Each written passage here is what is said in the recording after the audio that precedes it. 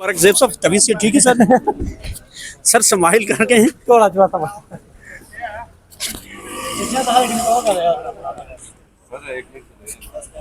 हम भी यार किस हवाले से जो चल रहा है नॉर्मल रूटीन में वही है, स्पेशल थोड़ा ही है। इसको भाग रहा है, बोलना ही नहीं आता तो क्या भाग रहा है। यार पीटीआई छोड़ा है ना उसके बाद से ये बिल्कुल। हाँ पश्तो में मैं क्या करूँ समझाओ, बस वो जरिए शुरू है। देखो जी मैं बिजी हूँ, कुछ भी बिजी नहीं है लेकिन फिर भी जा रहा बिल्कुल मेरे साथ इस वक्त मुस्तफ़ा कमाल साहब मौजूद हैं। ये बताइएगा पाकिस्तान तहरीक इंसाफ की जानिब से ये जो सिविल नाफरमानी का धमकी दी जा रही है, इसके आउटकम्स क्या होंगे और पार्लियामेंट में इस वक्त मौजूद हैं, पार्लियामेंट को कैसे स्ट्रॉन्ग किया जा सकता है? देखिए, आउटकम इसका कुछ भी नहीं होना।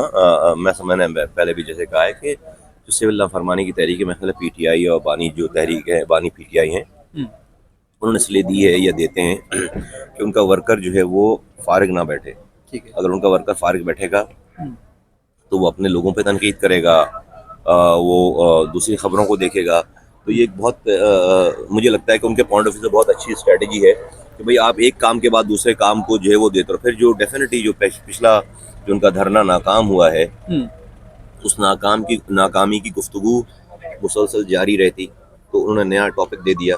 अब आप जो है वो डी चौक की बात नहीं कर रहे, अब आप सिविल नाफरमानी की बात कर रहे, तो डी चौक जो है वो पीछे चली गई बात। तो डी चौक पे कितनी गुफ्तगू हो रही थी कि फलां भाग गए, ये हो गया, वो हो गया, अब वो सारा कुछ जो है वो दब गया सारा ना। तो मैं समझता हूँ कि उनके पॉइंट ऑफ व्यू से ये स्ट्रेटजी है कि एक काम के बाद दूसरे काम को दूसरे प्रोजेक्ट देते रहो ताकि जो है वो लोग फारिग ना बैठे।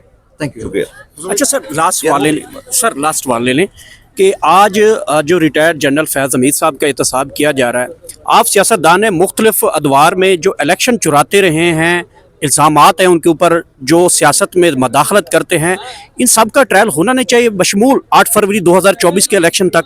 भाई सबका होना चाहिए, तो सारी पार्टीज ये हिम्मत करें ना कि भाई जो है वो कहें कि भाई हमने जो है वो अपने दौर में हमने ये वाले मसाइल हल अपने लिए अपनी फेवर में लिए हैं। हम ये चाहते हैं सियासतदान मदाखलत हो, हमारे लिए हो। आज भी जो इतराज़ कर रहा है वो ये नहीं कह रहा कि मदाखलत जो है वो क्यों कर रहे हैं, वो कह रहे हैं भाई मेरे लिए क्यों नहीं कर रहे। फ़र्क है इसके अंदर, किसी के लिए नहीं होनी चाहिए मदाखलत। थैंक यू की बात है, इससे कुछ भी नहीं होगा। लेकिन मुझे लगता है कि पीटीआई को भी इस वाली बात का पता है कि इससे कुछ होगा नहीं, लेकिन चूंकि वो अपने मसला अगर अपने वर्कर्स को वो फारग रखेंगे, कोई काम नहीं देंगे, तो वो अपनी पार्टी के लोगों पर तनकीद करेंगे और टूट जाएगी पार्टी। तो मेरे ख्याल ये स्ट्रेटजी है। अच्छा, मुस्तफ़ा कमाल साहब ये बताइएगा कि हुकूमत इस वक्त इमरान खान को कह रही है कि ये माँ बाप का भी नाफरमान था, इस मुल्क का भी नाफरमान है, और एक तरफ से धमकियां लगा रहे हैं, और इमरान खान भी मुल्क के खिलाफ जो है वो सिविल नाफरमानी कर रहा है। इस पे इन तनाव में जो एमकेएम है वो क्या किरदार अदा कर सकती है? एमकेएम तो बहुत पॉजिटिव किरदार अदा करती चली आ रही है और करेगी और करती रही है। हम सबको कहते हैं कि भाई बैठकर हर मसले को बैठकर हल करना है, बातों से और मज़ाकरात से मसाइल के हल निकलेंगे जब भी निकलेंगे। शुक्रिया। मुस्तफ़ा कमाल साहब एक मिनट रुकिए, एक सेकंड टाइम भाई ये ट्रायल के हवाले से, एहतसाब के हवाले से क्या कहेंगे और ये मामला कहाँ पे जा रहे हैं? देखिए जी, ये जो उनको चार्जशीट किया गया है, वो इस चीज़ की दलील है, कहता है कि फोर्सेस में और किसी भी पॉलिटिकल इदारे में ऐसे लोगों की कोई स्पेस नहीं है जो पाकिस्तान के ख़िलाफ़, मुल्क के ख़िलाफ़, अपने इदारों के ख़िलाफ़ काम करें और अपने इदारों को कमज़ोर करने की कोशिश करें और किसी तरह भी अपना रोल प्ले करें। ये एक रेड लाइन ड्रॉ की गई है उन तमाम लोगों के लिए और आगे फ्यूचर में आने वाले लोगों के लिए भी, कि अगर वो अपने लोगों को अकाउंटेबल कर सकते हैं तो और जमातों के भी लोग जो हैं, जो इसमें इन्वॉल्व रहे हैं, इस जलाओ घेराव में रहे हैं, इस पूरी साजिश में इन्वॉल्व रहे हैं, उनका भी ट्रायल इन्हीं कोर्ट्स में होगा और उनका भी ट्रायल इसी तरह ही होगा। और अगर एक अकम्प्लिस को एक सज़ा मिलती है तो ये नहीं हो सकता कि उसी केस में दूसरे अकम्प्लिस को कोई और सज़ा मिले। तो ये बहुत बड़ी चार्जशीट है और अगले आने वाले दिनों में और बहुत सी चीज़ें सामने आएंगी, but this is alarming for all those people who have been involved directly और इनडायरेक्टली। और ये लाइन ड्रॉ हो गई है और इंशाल्लाह आगे आने वाले दिनों में पाकिस्तान मुस्तकम होगा और बेहतरी की तरफ जाएगा। Thank you so much. चढ़ाव भी आते रहे और महंगाई भी होती रही, सियासतदानों की आम जिंदगी पर कितना असर पड़ा इसका?